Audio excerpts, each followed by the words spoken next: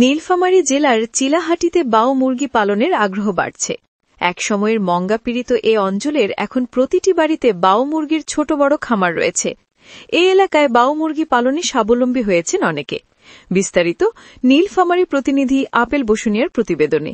নীলফামারী জেলার চিলাহাটিতে বাও মুরগি পালনের আগ্রহ বাড়ছে। এক সময় মঙ্গাপীড়িত এ অঞ্চলে এখন প্রতিটি বাড়িতে বাও মুরগির ছোট বড় খামার রয়েছে।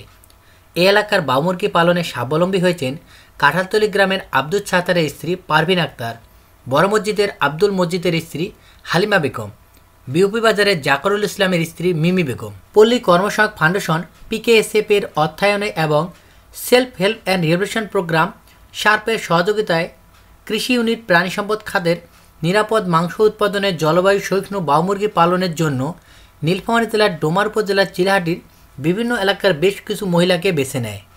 তাদের প্রত্যেককেই 43 দিনের জন্য 150টি করে মুরগি পালনের জন্য দেওয়া হয়। তারা গৃহস্থলী কাজের পাশাপাশি বাও মুরগি পালন করে নিজেরাই এখন স্বাবলম্বী হয়েছেন। নাটক, সিনেমা, ওয়েব সিরিজ সহ বিশ্বের পপুলার টিভি চ্যানেল সবকিছু একসাথে শুধুমাত্র জাগো বাংলায়। আমি সাপ সমিতির সদস্য। আমি সাপ সমিতি থেকে 150 পিস মুরগির বাচ্চা পাইছি। মুরগির বাচ্চা পালন করে বড় করে বিক্রি করে লাভবান হয়েছি। আমার দেখা দেখি আশেপাশের লোক মুরগি পালন করার জন্য আগ্রহী।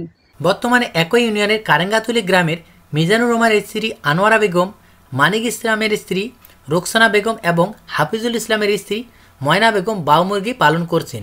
আমি সাপ সমিতি থেকে 150 বাচ্চা পাইছি। 150 বাচ্চা আমার বড় হয়ে গেছে, বিক্রি করে আমি লাভবান হয়েছি। আমার এলাকার মানিক ভাই সাপ সমিতি থেকে ট্রেনিং নিয়ে একটি মুরগি খামার দিছে, মুরগি খামার দিয়া লাভবান হয়েছে। তো মানিক ভাইয়ের দেখা দেখি আমরা একটা মুরগি খামার দিব। বাও মুরগি এখন সবার কাছে পরিচিতি। খেতে সুস্বাদু, মৃত্যুহার কম, উৎপাদন বেশি হওয়ার কারণে খামারি ও ভোক্তা পর্যায়ে এর চাহিদাও অনেক। পল্লী কর্মসহায়ক ফাউন্ডেশনের সহায়তায় এ মুরগি লালন পালনের জন্য বিভিন্ন প্রশিক্ষণ দেওয়া হচ্ছে।